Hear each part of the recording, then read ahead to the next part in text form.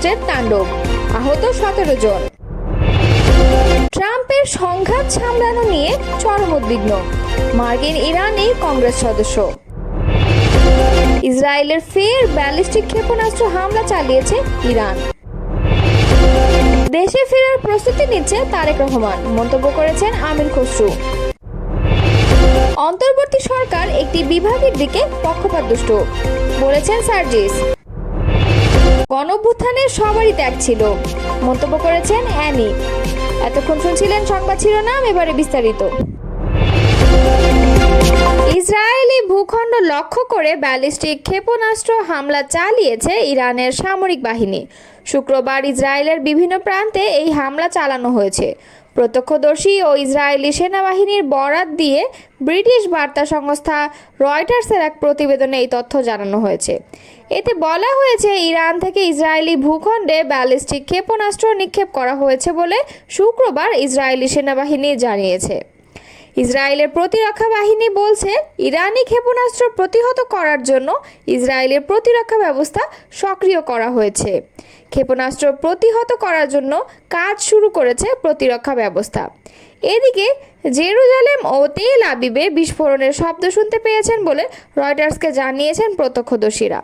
ইসরায়েলের সেনাবাহিনী বলছে, ইরানের ক্ষেপণাস্ত্র ধেয়ে আসায় বাসিন্দাদের সুরক্ষিত স্থানে আশ্রয় নেওয়ার নির্দেশ দেওয়া হয়েছে। পরবর্তী নির্দেশ না দেওয়া পর্যন্ত বাসিন্দাদের সেখানে থাকতে বলা হয়েছে। ইরানের গণমাধ্যম খবরেও ইসরায়েলে ক্ষেপণাস্ত্র হামলা শুরু হয়েছে বলে জানানো হয়েছে। ইসরায়েলের গণমাধ্যমে বলা হয়েছে, ইরান ক্ষেপণাস্ত্র নিক্ষেপ করায় ইসরায়েল জুড়ে সাইরেন বাজিয়ে বাসিন্দাদের সতর্ক করে দেওয়া হয়েছে। যুক্তরাষ্ট্রের কংগ্রেসের সর্বকনিষ্ঠ নারী সদস্য ইয়াসমিন আনসারি একজন ডেমোক্রেট ও ইরানি বংশোদ্ভূত। এই কংগ্রেসম্যান বলেন, প্রেসিডেন্ট ডোনাল্ড ট্রাম্প যেভাবে ইসরায়েল ইরান সংঘাত সামলাচ্ছেন তা নিয়ে তিনি চরমভাবে উদ্বিগ্ন। খবর বিবিসির। তিনি বলেন, আমাদের এমন একজন প্রেসিডেন্ট আছেন যিনি প্রতিদিন তার মতো পাল্টান, কেউই তার কথা বিশ্বাস করে না।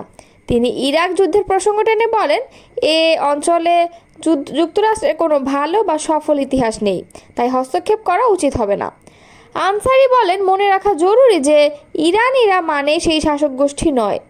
বিপুল সংখ্যক মানুষ ইসলামী প্রজাতন্ত্রের বিরোধী, যারা 1979 সাল থেকে এ শাসন ব্যবস্থার কাছে বন্দী হয়ে আছে।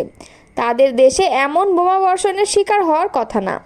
তিনি ট্রাম্পকে কূটনৈতিক সমাধানের ওপর জোর দিতে আহ্বান জানান। তিনি মনে করেন, অপ্রয়োজনীয়ভাবে আমেরিকান সেনাদের প্রাণহানি এড়ানো যায়। বিএনপির দলটির স্থায়ী কমিটির সদস্য আমির খসরু মাহমুদ চৌধুরী বলেছেন, তারেক রহমানের দেশে ফেরার প্রস্তুতি নিচ্ছেন। বিএনপি সহ দেশের সব মানুষ তারেক রহমানের জন্য উন্মুখ হয়ে অপেক্ষা করছে। উনি প্রস্তুতি নিচ্ছেন, যে কোনো সময় একটি দিনক্ষণ সিদ্ধান্ত নিয়ে দেশে চলে আসবেন।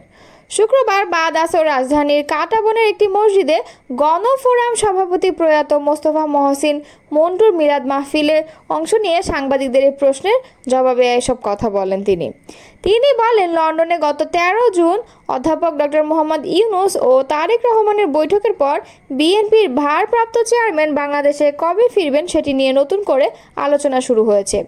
2008 সালের সেপ্টেম্বরে চিকিৎসার জন্য সপরিবারে লন্ডনে যান তারেক রহমান। সেখান থেকেই বিএনপি স্থায়ী কমিটির সঙ্গে পরামর্শক্রমে দল পরিচালনা করছেন তিনি। সে সময় সাংবাদিকদের অপর এক প্রশ্নের জবাবে আমির খসরু বলেন, পোস্টার বাতিল এবং নির্বাচন সংক্রান্ত আরপিও সংশোধনের বিষয়ে সব রাজনৈতিক দলের সঙ্গে আলোচনা করে নির্বাচন কমিশন সিদ্ধান্ত নেবে। অন্তর্বর্তীকালীন সরকার একটি বিভাগের দিকে পক্ষপাতদুষ্ট বলে অভিযোগ করেন জাতীয় নাগরিক পার্টি এনসিপির মুখ্য সংগঠক সার্জিস আলম। শুক্রবার 20 জুন বিকেলে নিজের ফেসবুক প্রোফাইলে দেওয়া এক পোস্টে তিনি এই অভিযোগ করেছেন।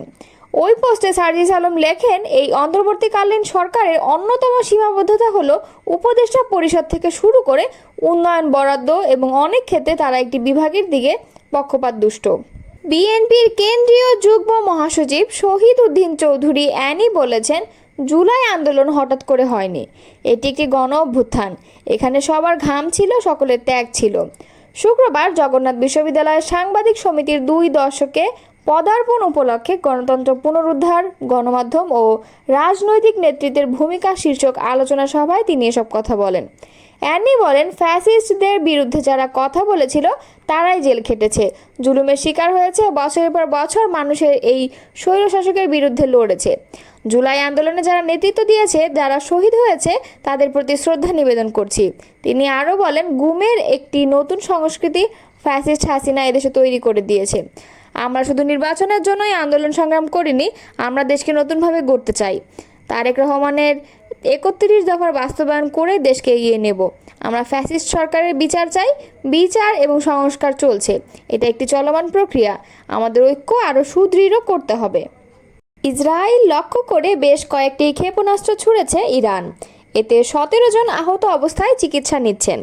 এর মধ্যে ৩ জনের অবস্থা গুরুতর। খবর এএফপির।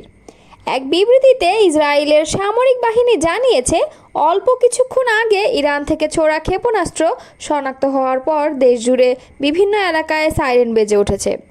আল জাজিরা জানায়, ইসরায়েলি সামরিক বাহিনী এক্স হ্যান্ডেলে জানিয়েছে, ইরানের ছোড়া ক্ষেপণাস্ত্র ঠেকাতে তাদের প্রতিরক্ষা ব্যবস্থা কাজ করছে। দেশবাসীকে আশ্রয়কেন্দ্রে ঢোকার পরামর্শ দেওয়া হয়েছে। সর্বশেষ এই ক্ষেপণাস্ত্র হামলায় ইসরায়েলে আহতদের মধ্যে ১৬ বছর বয়সী এক তরুণের অবস্থা গুরুতর। দেশটির জরুরি সেবাদাতা প্রতিষ্ঠান মাগেন ডেভিড অ্যাডামের বরাত দিয়ে এএফপি কথা জানিয়েছে। এক বিবৃতিতে এমডিএ জানায়, আহতদের চিকিৎসা দেওয়া হচ্ছে। ১৬ বছর বয়সী তরুণকে গুরুতর অবস্থায় হাসপাতালে নেওয়া হয়েছে। তার শরীরের ওপরের অংশে আঘাত রয়েছে। আর এক ৫৪ বছর বয়সী ব্যক্তির অবস্থা খুব বেশি গুরুতর নয়, তিনি পায়ের নিচের অংশে আঘাত পেয়েছেন।